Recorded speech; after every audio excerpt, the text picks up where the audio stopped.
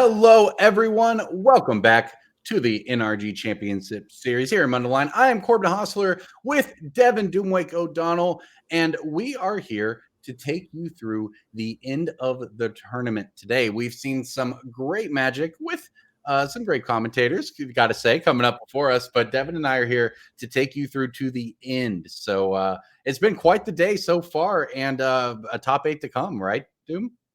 Oh yeah. Yeah, we got to see the last two rounds of Swiss, followed by, as you mentioned, the top 8 today, and I cannot wait to see what these players have in store for us. But before we get started down to the feature match area, we're going to take a look at our 2025 leaderboard because we have players playing all these types of events, so this is kind of where we're at. We got Grayson, who just can't seem to lose a match, although maybe not having the best of days today. Harrison, Jake, Rodney, Andrew, Cliff, all those players in yellow already qualified, and then this for our year to date. And then if we take a look at our just season 2 leaderboard, we got Harrison in first place, Jake and Grayson already qualified, and Ryan, Will, Joseph, Sam, Garrick all fighting for those leaderboard spots.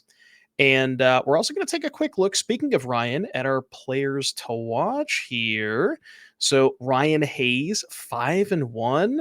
Alden Cates, Grayson, 4-2s, Garrick's 3-3, Sam, Wesley, and that's how we're looking. So yeah, very very excited to get started here, Corbin. Yeah, it's been a great day so far. And this is a pretty deep tournament, right? Like 8 rounds of modern before the top 8. So a long day of magic here means that we get to watch a lot of magic, but it also means for these players, both the players to watch and everyone else, still doing in the field, you have a little bit to give, right? It's not a thing where you pick up your second loss and you're just kind of, hosed if it's, a 5 or 6 round tournament. With an 8 round tournament, all of the players here are live for maybe not necessarily top 8, right? But certainly points, cash, all of those things you're playing for on the NRG series that are not just the top prize. And I think we're getting ready to head down into our feature match area. And you can see here, we've got Zoe Riederman on the right playing Boros Energy. You know that one. And Jacob Havard on the left with Jeskai Affinity, one of the cool sort of comebacks into modern, I would say, in terms of classic archetypes that have sort of been revitalized in the, I don't know, gosh, has it been almost a year since Nadu? Yeah. Oh, yeah, for sure. And since Mox Opal as well. Mox Opal was, part of that sort of affinity resurgence back in, I think it was it was like December of 2024, right around that time when Mox Opal got unbanned. But not even just the unbanning of Mox Opal, also a recent printing here, Corbin, in this affinity deck, 4 copies of Pinnacle Emissary. Yes. And we've seen it on camera before. This card is crazy. So, whenever you play an artifact spell, you get a 1/1 drone token that pairs very, very well with all the cheap or free artifacts like Mishra's Bauble, Mox Amber, Mox Opal, and it really sort of turbocharges the affinity deck Yep. to just make, a bunch of tokens, cast fast Kappa Cannoneers, and it really sort of just like kind of takes it over the edge and allows it to race, decks like Boros Energy. Yeah, you see it on screen there. That is one of the it's a card you see in limited and you're like, oh yeah, this is pretty good. I can build around this. And I love when cards like that pop through to something like modern in a way I didn't expect, right? Like I would not have, I looked at that as a cool limited build around, not a piece of revitalizing Jeskai Affinity in a newly powered up modern format. But here we are. I mean, Mox Opal obviously goes a very long way. But yeah, really just we've seen a lot of variety of decks in the format, and obviously the Pro Tour is coming up in a few weeks. Some of these players are probably going to go from here to the PT, maybe doing some practice with their decks along the way. And Boros Energy, that's one of the ones you're going to see there in any modern tournament in spades. Really, it's very popular. It's sort of the default best deck of the format, if that means anything, right? Because it's a pretty open format, etc. But it's just sort of the straightforward, fair, powerful game plan. And you see one of the reasons why there with the Ocelot Pride to start. Yeah, and Jacob has the Pinnacle Emissary, so we are off to the races here. Uh, I'm pretty sure that's a Mox Opal, but what do you think, Corbin? That looks like an Opal, right? I think.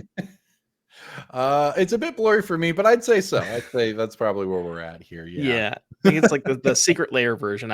You don't see that one every day. But yeah, Jacob really off to the races here, and this is you see the true power of Pinnacle Emissary. You know, you can Yeah. sort of convert those extra 0 mana artifacts into more stuff in the battlefield. And you know, Jacob didn't cast any of his payoffs this turn, like no Capicanity or no Thoughtcast. But now with 4 artifacts in play, if Jacob just has land number 2, that's 6 for a Kappa Cannoneer next turn. And Kappa Cannoneer, the way that it's balanced, it has what's the ward 4. So Hmm. it's you have to pay 4 extra mana to kill it.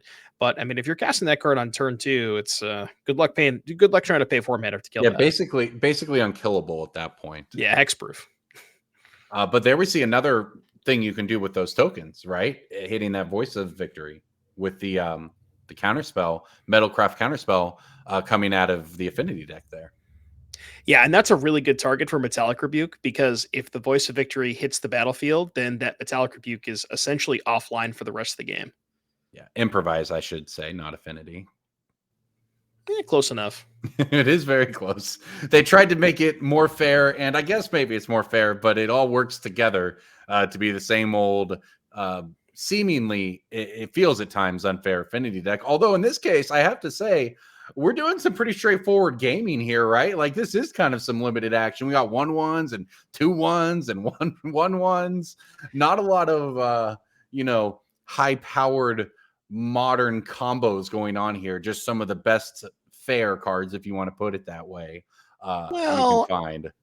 Jacob's probably going to make a couple of 10/10s over the course of the next couple of turns with that Urza Saga. Yeah, Zoe's And cards though, fairly fair in this spot. oh yeah, for sure. One of the really important tools in the affinity decks to be able to fight against Boros in the Urza Saga like toolbox package is Hmm. Shadow Spear, right? Yes. The Boros deck is very good at gumming up the ground, making a bunch of 1/1 cat tokens with Ocelot Pride and 2/1s with the Johnny. But once you have a Shadow Spear off the Saga and you put that on a construct token, the entire dynamic of the game shifts. Yep, that's a good call out, and that may be where we're heading with this one, right? Zoe kind of sitting stoic, 2 lands in play, not much to do. Jacob, though, I'm certain has more options, right? Because you can obviously activate Saga if you want to go that way, and you have an attack step in there somewhere. Obviously, any artifacts you put into play will create triggers.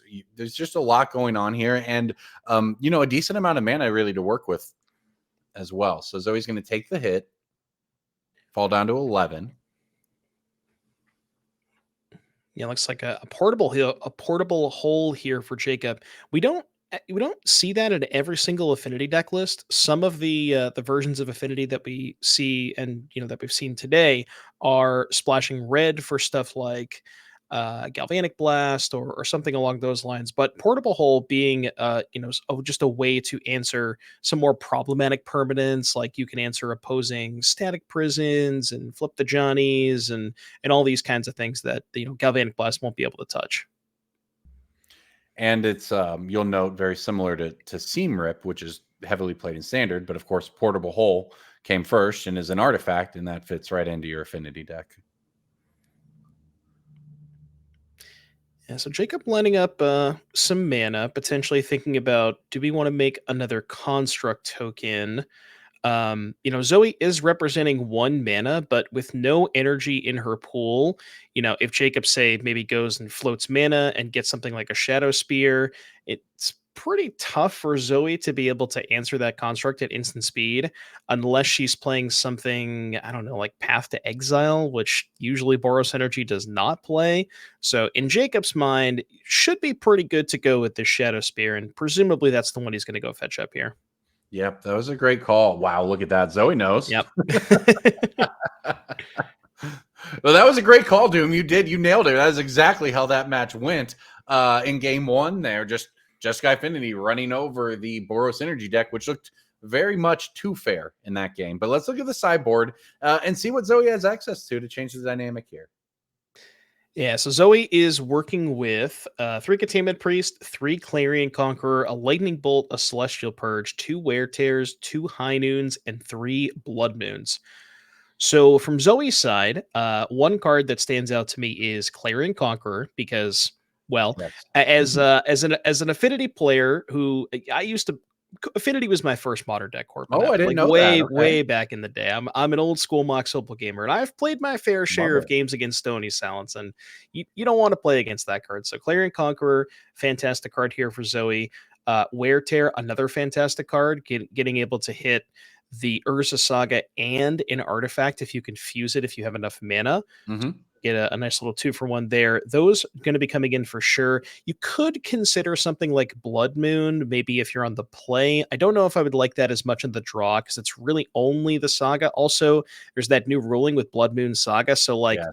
if you Blood Moon after they Saga on Chapter 2, the Saga stays in play. So, you don't really want to get involved with that. It definitely became um different. I don't even know if I don't Yes. want to say better, worse, more awkward, better, straightforward. It's it's different now. So that is an interaction. Um, we'll take a look over the other sideboard here as well, over at Jacob's Affinity list. And on this side, against Boros, seems pretty straightforward, right? I see some whip flares over there you're probably looking at. I don't know if you end up wanting, something like Consigned to Memory or anything like that. Maybe the needle, um, there's some options though, I suppose, just kind of to deal with the creatures. Yeah, Whip Flare for sure. Going to be a slam dunk here for Jacob. The one thing that we talked about a little bit earlier, how Jacob is playing Portable Hole instead of Galvanic Blast. Right, there's some Right. upsides to Portable Hole, but there's also, Corbin, some very significant downsides because Portable Hole only kills things that cost 2 or less. And if you remember, in Zoe's sideboard, she has 3 copies of Clarion Conqueror. So in this specific instance, Jacob is maybe at more of a disadvantage having Portable Hole over Galvanic Blast in the face of those Clarion Conquerors. So, but yeah, with regards to what Jacob is boarding in here, those 2 whip players for sure. Yeah, maybe you could go for something like Wear Tear to pull up Goblin Bombardment, but I don't know. And then Soul Guide Lantern, I think, to handle Flage, at least in the short term, I think is pretty good. Well, yeah, the cards like Soul Guide are so nice. This effect has come a very long way over the years, since Tormod's Crypt. But it's a thing where you can throw it into the deck, and if you draw it and it's good against Flage, great. And if not, you can probably cycle it. And hey, gives Metalcraft. Yeah, absolutely. But I think players are just about shuffling up. So heading down back here. And typically this is kind of, I think, exactly how the matchup would go, where the Affinity in game one situations most of the time is left up to its own devices, where it's just, especially against Boros, where they don't have a ton of good instant speed interaction to kill larger things. It's just make a big construct, put a Shadow Spear on it, so it concedes. But in the post board games, that's where things get a little more interesting. There's a lot more sideboard cards. We saw the Clarion Conquerors, the Wear Tears. So Affinity is sort of like Dredge in that sense, where it's Yes. maybe the best game one deck in the format, but everybody's going to be prepared for you. That's exactly what I was going to get at, was the Dredge comparison, because I was going to say, like, there are a lot. It's 2025. There are a lot of Affinity hate cards available to players across sideboards. But if people aren't playing enough of them, then you just get run over by the Affinity deck, even in the year 2025. So that is, we'll see if Zoe has access to enough over there. But hey, the turn one Guide of Souls, it's a pretty good start. Bit of a slow start, I guess, considering from Jacob. First creature bit the dust. Yeah, I mean, compare this draw to the last hand, right? Jacob had turn 1, Pinnacle Emissary, 4 permanents. Turn 2, cast Pinnacle Emissary with the Saga. This game, he's got a turn 1 Tamiyo and turn 2, nothing. So, night and day.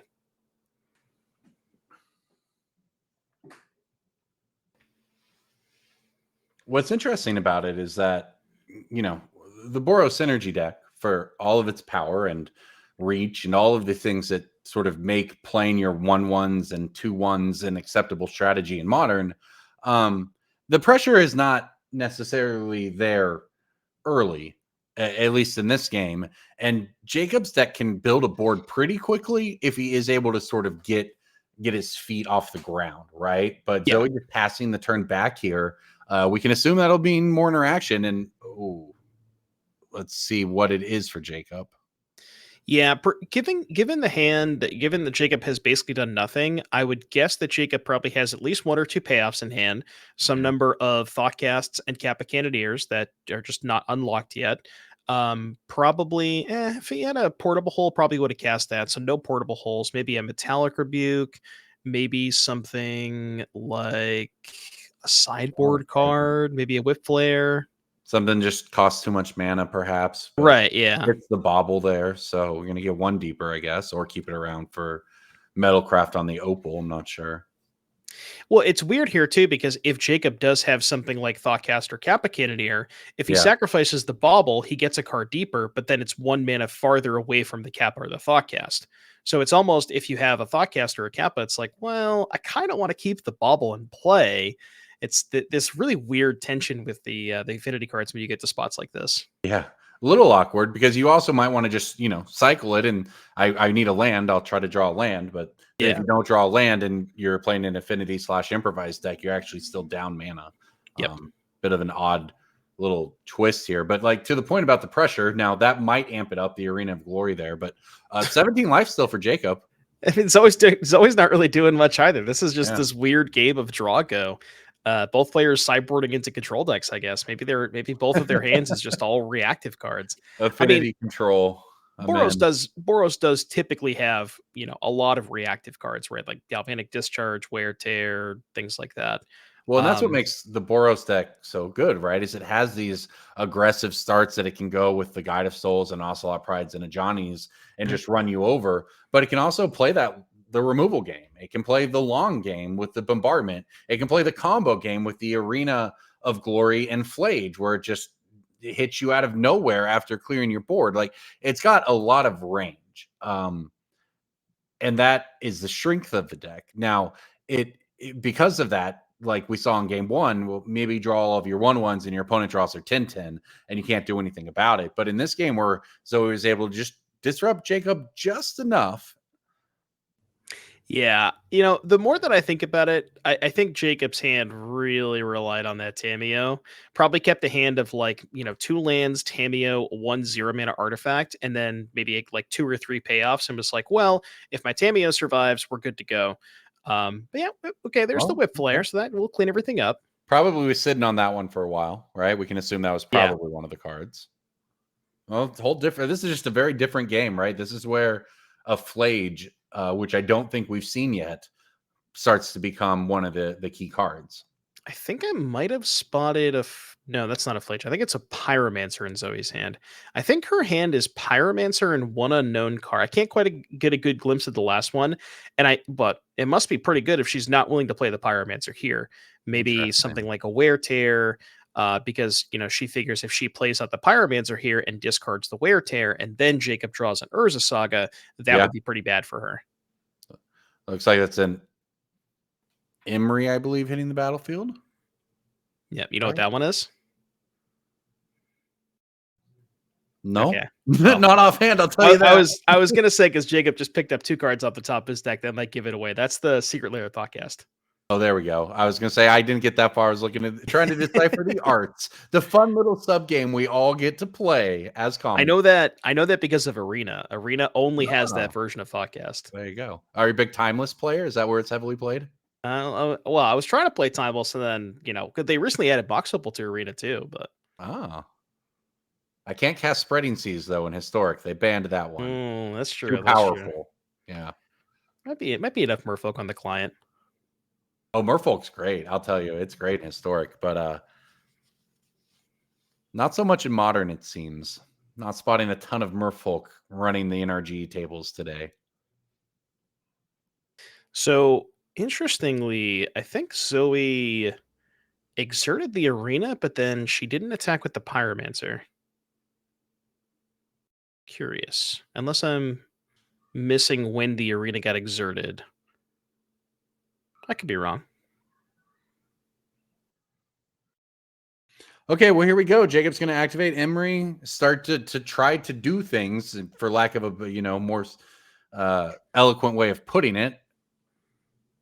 And this is a good way to start. Yeah, there's Pinnacle Emissary. So Pinnacle Emissary paired with this Emery is going to, make some stuff here, and that'll be a portable hold to be able to take care of the Souls as well. Excuse me. So, Jacob didn't really do anything for a while, but all of a sudden now kind of has a pretty sizable battlefield here, and the Emery is just going to keep providing him more cards over, given the length of a couple of turns. Yeah, this is what we talked about the affinity deck being able to build out of nowhere. And I mean, to be fair, like we're talking about a board of 1/1 still, right? It is what it is. It's not the most impressive thing in the world. The Pinnacle Emissary is a 3/3. But that's probably good enough to get it done. I mean, Zoe's obviously flooded out to a fair extent here. But that Whip Flare kind of gave Jacob the time he needed, even though that time kind of came in the middle of the game after taking some hits, to get to this point where now all of a sudden looks to be in a fairly, I mean, dominating position just in terms of the permanents and blockers and so on in play. Yeah, and I mean, it's situations like this when you're the affinity player, it's like, well, there's always that possibility. What if my opponent has Wrath of the Skies or Meltdown or, whatever sweeper of choice? And, as the affinity player, you kind of have to think to yourself, well, how much do I want to overextend? But we know, and Jacob doesn't know this, or maybe he does, maybe he doesn't. We know that Zoe does not have Wrath of the Skies in her sideboard. She went for the all in on Clarion Conqueror and Wear Tear approach, at least for this matchup in particular. So that is not a card that Zoe has access to. And this Kappa Cannoneer would, I guess, well, funny enough, Zoe could probably Wrath for 6 at this point, given how much land she has. Anyone play Kataki these days? No.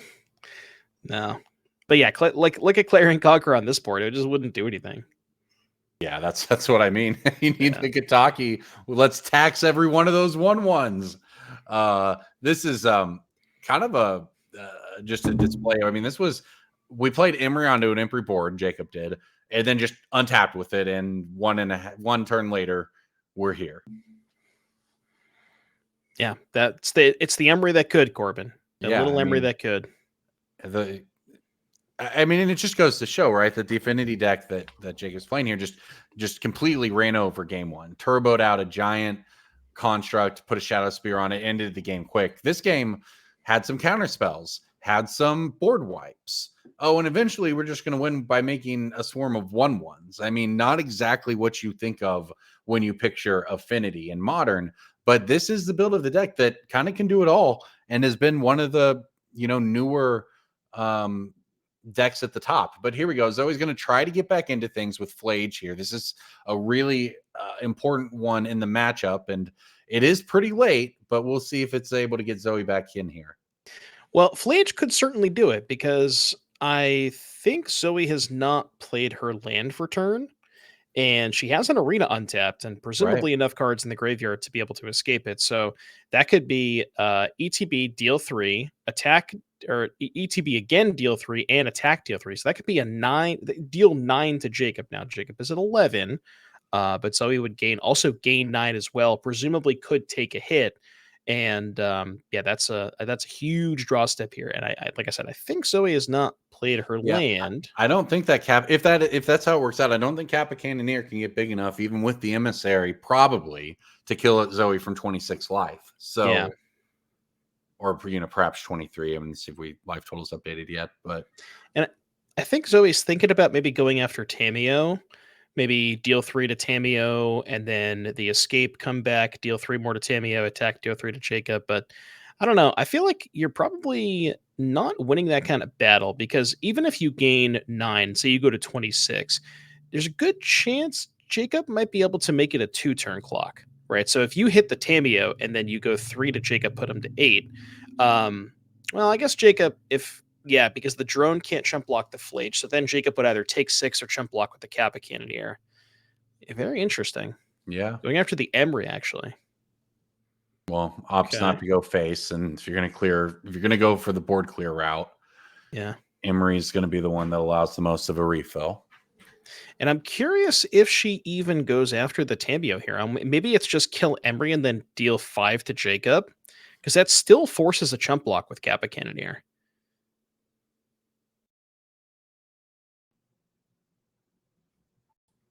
Well, this game kind of went from 0 to 60 real quick here. Yeah, yeah, I Slow, like slow grind for whatever it was, 5, 6, 7 turns, all to explode here at the end. I like how Jacob cast like 6 spells last turn, and then Zoe's like, "All right, hold my beer. Here's my Flage." Yeah, yeah, right. Just you gave me Flage targets. I'm ready. She is All those going land after schemes put to Tamio. work though. Interesting. Okay. I'm actually a little surprised she's going after Tamio because now I feel like Jacob can just take this hit. Um, although I don't know, maybe he wanted the chump block with the Kappa Cannoneer anyways, because no, because there's no more Emery. This is an interesting spot. I guess she maybe thinks that she can't like I was gonna say race the Tambio ultimate. Yeah, so Jacob's gonna take 5 and go to 6. But that 9 life swing from Zoe, that 9 life from the Flage is massive. Because presumably, maybe Jacob can go like Pinnacle Emissary, play 2 things, right? That's best case scenario.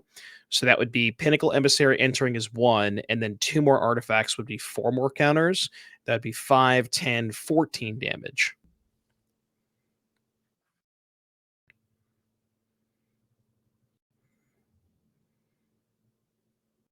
Big spot here. Both these players 5 and 1. Remember, we are in round 7 out of 8 Swiss rounds here at the NRG event, and that means the top 8 is just on the other side here. And these players are both very live, and this match could be the difference. So this is a big spot, a big turn here for Jacob. Yeah, it does kick things off with Pinnacle Emissary. So that's 1 counter, 3rd Yeah, we thought got cast. a old school thought cast. That one I recognize. Oh yeah, yeah, I know that art was the ones that I played with. Yeah, I mean, I can't imagine Jacob can get to 26 this turn, No way. barring some crazy, insane sequence. Yeah, Jacob's not even playing Thought Monitor, so that would be a card that like allows him to keep going. But there's no Thought Monitors in Jacob's deck list, so I can't really imagine. Oh, you know what that one is, Corbin? Yeah, the Dusk Rose Reliquary. Is that what that's called? Oh Yeah, yeah, that'll get the Flage out of here. yeah. That's a nice pickup right there. Yeah, that is huge compared to something like Portable Hole, because Portable Hole can't go after Flage, right? Right. Dusk Rose doesn't care about mana value.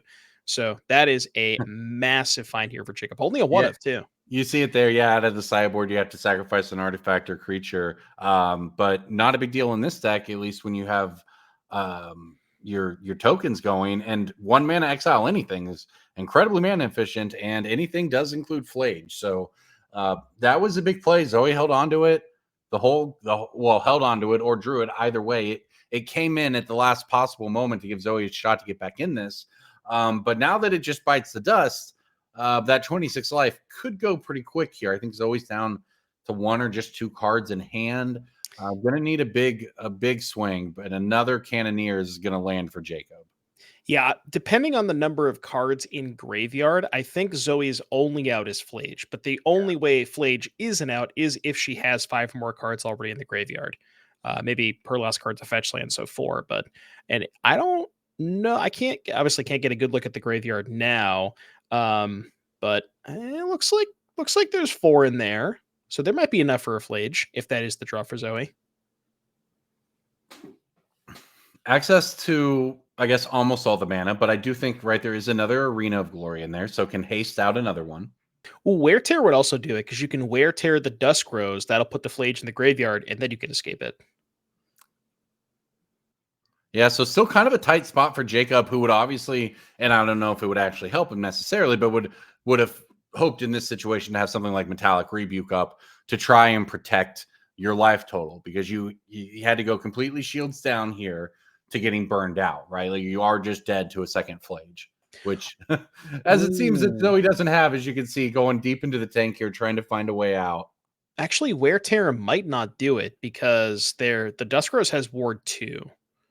Well, we're lining up Arena mana. Wonder what this is. Oh gosh! All right, Ragavan and John. Oh, because she can Okay, haste the Ajani.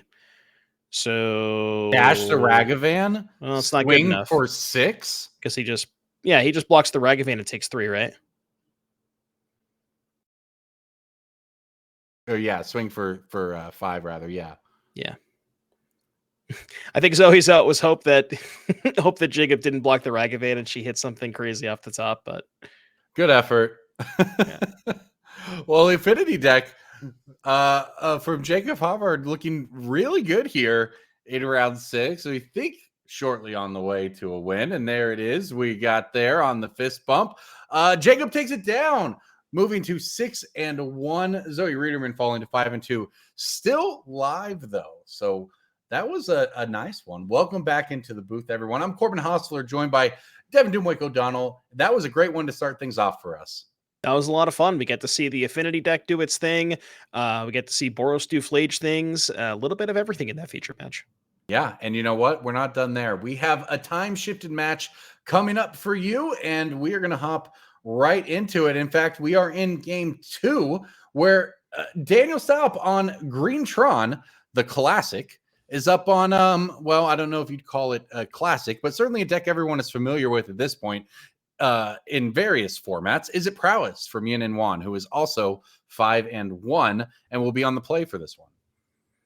Yeah, Daniel Staup. Actually, yeah, it looks like Daniel is playing. Yeah, I was gonna say, I was gonna call it Eldrazi Tron. No, this is not Eldrazi Tron. This is just classic Tron. Yeah, we got a couple forests, 2 Ugin's Labyrinth, got the Stirrings and the Scryings, the Spheres, and only 1 Chromatic Star, along with some Talismans. But yeah, this is kind of the more classic version of Tron, still sporting some new-ish cards. Ugin Eye of the Storms. I remember, Corbin, when that card first got spoiled, then that card came out in Torquir Dragonstorm, and people were losing their mind. They thought that card was going to be, the next thing, the next best thing since sliced bread. And I feel like it's been okay, but really only showing up nowadays in the Tron version, less so in like the actual Eldrazi decks. Yeah, 7 mana is a lot, right? Like it's just a lot of mana. And the current version of the Eldrazi decks have gotten, despite they play the big cards that they play, but they're also pretty streamlined. And that card just is always going to cost what it costs, right? It's just always expensive. It doesn't have as much, and sort of Eldrazi synergies with it. So, all right, hopping into this one, though, we've got a Monastery Swiftsphere leading things off on the left versus a good old Expedition map plus a Tron land from Daniel. So, should there be a second Tron land, that would be the classic Tron on turn 3, crack the map on turn 2. And probably not Karn Liberated these days, but hopefully Daniel will be looking for a big mana. So, this is really the big turn here. Does he have the second Urza's land to go with the first one in the map? Well, he has a second Urza's land. not exactly the one you were hoping for there. So instead, it's just going to be a talisman for Daniels. It's just a second. I believe that's a power plant. This is why I don't play Tron, Corbin. This is this is my experience. I always draw the second power plant. I'll say that you came up with Mox Opal and Affinity. I too am a Mox Opal gamer. Oh, okay. But it's in Lantern Control. Oh, I don't know if we can be friends anymore. Yeah, we are not. No, I'm kidding. The same. I respect the Lantern players. They're definitely dedicated. I love it. Yeah, there's this one player on MTGO. I keep seeing him in challenge results, and he's just been playing Lantern for the past like 2 or 3 years, and it's always refreshing to see a deck list. We always have hope. Mox Opal is probably the closest we've gotten, but it was a very it's also like the perfect deck to have existed and then not exist anymore. It's just kind of better in lore that way, right? Like if Splinter Twin had never gotten unbanned, right? Oh yeah, it'll be legendary as opposed to just unplayable. It would just be the endless meme of all time.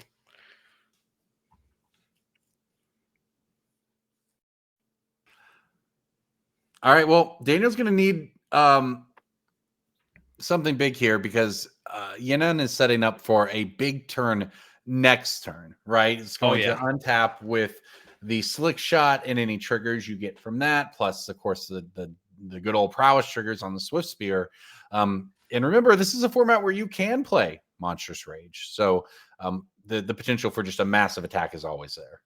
And I already see a Violent Urge in Yinen's hand, so And I believe we have instant land sorcery in the graveyard. So if there's any way to get the fourth type, I believe the hand right now is Quarry Steel Cutter, Lightning Bolt, Mutagenic Growth, Double Violent Urge, which, if that is the holdings, there is currently no way to get Delirium for that Violent Urge. Very, very powerful. Double Strike Enabler has sort of taken the role of Teamer Battle Rage in these kind of prowess style decks, given the fact that it's a little bit cheaper.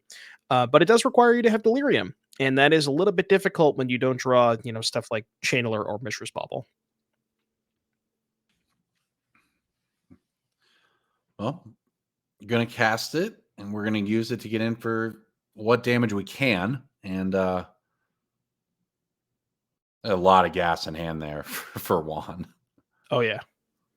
Yeah, and the thing is, even if Juan does not win the game this turn, right? Which he may actually be able to do, because this would be 1, 2, 3, 4, 5, 6, 7, 8, 9, 10, plus the bolt would be, yeah, the bolt would be enough, right? 10 plus 3, 4, 5, 6 is 16. So yeah, I guess we had enough anyways. There you go. I was going to say it was impressive of Daniel to pick up game one, honestly, because mono red historically has the ability to do that sometimes to Tron, and Is It Prowess is sort of in many ways upgraded version of that. So let's take a look at the sideboards here and see what Daniel is working with over in that sideboard. And well, I don't see a lot of anti-Is It cards specifically, but there may be a few things you think you can work with there.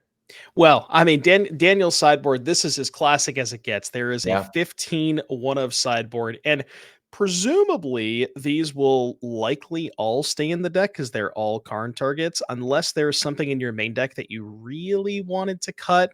Maybe the Ulamog comes out because it's too slow. But for the most part, Daniel's going to be running it back. Maybe you board in something like engineered explosives because you don't think you have enough time to tutor for it, or something along those lines. But Daniel's basically just going to be running it back. Good old Tron strategy. Don't overthink it. Just don't even look at your sideboard. There's no reason to, Over here, though, Is It Prowess sideboard certainly has the option. Now, taking a look at it, not any explicit Tron hate. Again, it's a wide field here in Modern. It's not sort of like 3 decks to sideboard against. What do you want, though? I suppose you want some number of the Spell Pierces, perhaps? Consigns, maybe? Yeah, exactly those cards. Consign and Spell Pierce, I think, are going to be coming in. There's always the cute, like, if I can get my opponent to somehow put a piece of Tron in their graveyard, I can surgical them, but that's probably not going to happen here. But yeah, Consign and Spell Pierce definitely coming in. Sometimes you can shave on stuff like Lava Dart because there's no 1 toughness creatures on the Tron side. Right. So maybe you can trim some of those, trim a Preordain, kind of like shave a little bit on the edges for the Consigns and the Pierces. And I think that it just in terms of the post board games, Juan just wants to be using Pierces and Consigns whenever he can. Any Ancient Anything to Stirrings, slow him. Chromatic Star, Yeah. whatever. He just wants to trade it for a card. Yes, anything to slow him. Like ideally, right? You go 1 drop of any kind, or worst case scenario, 2 drop, and then every other point of the game is interaction. So that is that'll be the plan here for Juan. So we'll head into game 3 and see if players are able to do that. So round 7 here, both these players still live, obviously very much so for top 8, sitting at 5-1. Yeah, I would say definitely from Daniel's side of things, this is probably not the matchup you wanted to play against in the X1 bracket. Tron historically has had a very, very rough time against these sort of prowess style decks. Maybe it was a little bit better. I think back to the days of when it was like Tron versus Burn, but the Tron deck was playing Thragtusk. I remember those days. Those were some days, weren't they? Everyone has their golden era of Modern.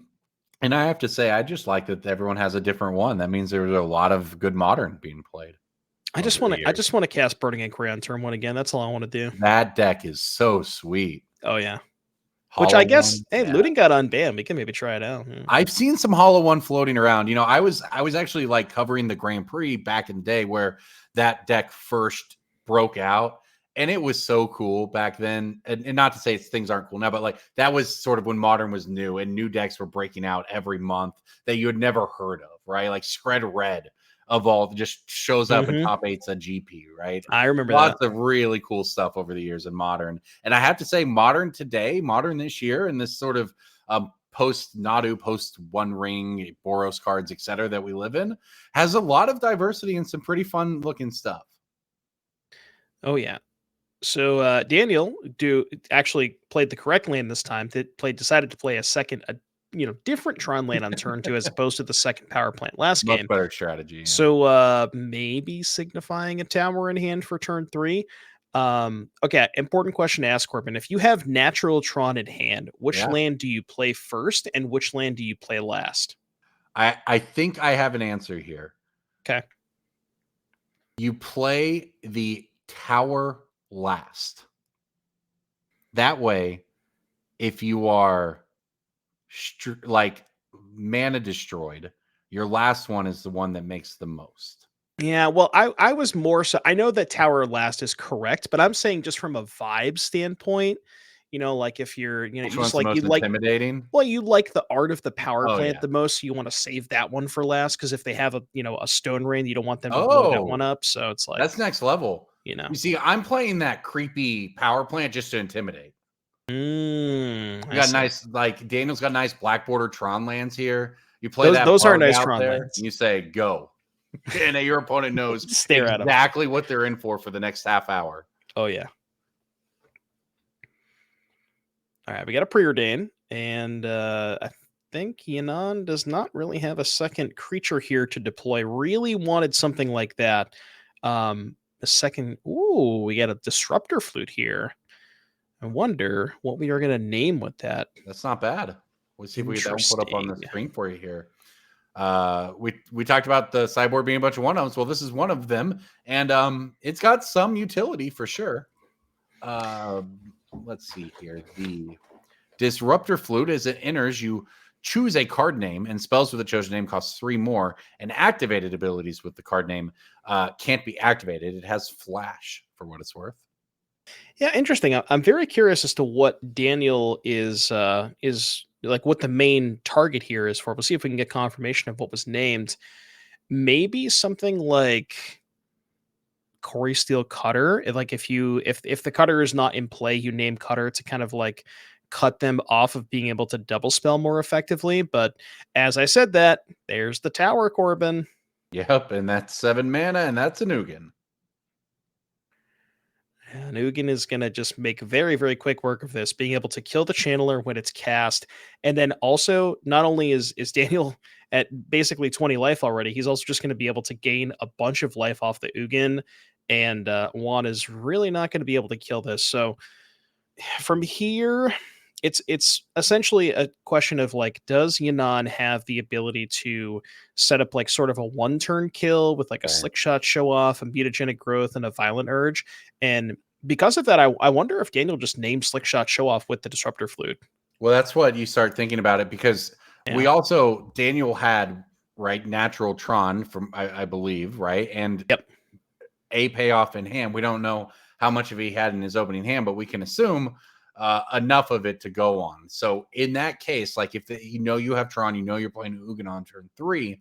Well, when you play that Disruptor Flute, you maybe name the cards that can actually kill you from that spot, as opposed to a generic card that is maybe better in a different situation. Yeah, like if you have the Tron and the Ugin, you're just like, Operation Don't Die. I don't care what happens as long as I don't die. If you can get natural Tron like that in game 3 of a huge spot in round 7 of a tournament, you should play Tron, because I imagine it feels amazing when your deck works like that. Oh yeah. Yeah, didn't even need a map, Yeah, didn't need just any of the stars, you just just just think about add it, it all. you're in a big spot, you draw your opening hand, and it's I don't just even need Daniel beautiful. Mulligan this game. Yeah. I mean, you just add it on 7. Well, I mean, yeah. See if we can get Ugin pulled up on the screen for you guys. You don't usually see this one ultimate, but it is a very, very powerful ultimate. You get to search your library for any number of colorless non-land cards, exile them, and oh wait, there's more. You can cast them without paying their mana cost. I think there's So probably some pretty good targets for that in this deck. there's a couple. Not Kozilek's command though. You can't. You can do X=0. You ain't get nothing off of that. Yeah, nothing. Oh wait. Wants to Oh, show we them have to all old to me, monk. though. I love it. Smile on his face. Let's see all these cards. All right, I'm gonna put half of my deck into play. All right, never mind. Well, Tron taking it down in what might have been a tough matchup. Daniel Staub moves to 6-1 here at the NRG Championship Series. Welcome back into the booth. Corbin Hostler, Devin Doomwick O'Donnell with you. And that was round 7 out of 8 Swiss rounds here today. So only one more. Yeah, that was you don't usually expect to see Tron beating prowess in situations like that, but the combination of the natural Tron with the best payoff and Juan's draw was, Juan seemed to be visibly frustrated, just didn't have maybe enough spells to kind of power through. But yeah, very impressive stuff there from Daniel. Yeah, well, let's take a look at where we are heading next, because at the end of this weekend, these players who we have been watching will have points for the end of the season, leaderboard, all of those things. And then there will be another event where they will have an opportunity to add to that. And that event is Elmhurst, Illinois on November 1st and 2nd, a couple months away. There is a team showdown there on Saturday, followed by a 10K Modern Showdown on Sunday. And those team events, as we always talk about here, just can't be missed. You see Team Flex slot the photo there on the right. There's nothing like having a team to play Magic with, and there's nothing like competing in a team showdown. Oh yeah, team events are great. You said it all. The Yeah. team events are amazing. I wish we had more team events like on the main circuit and stuff. But Yeah, shout the out to NRG. Spotlight series, right? With Oh maybe yeah, team get one. spotlight. That'd be great for Mhm. sure. Yeah. Well, that's where we're heading next for the series. But today, where we are heading next is into break. And on the other side of that, round 8, as we play for the top 8 here at the NRG Championship Series. We'll see you on the other side.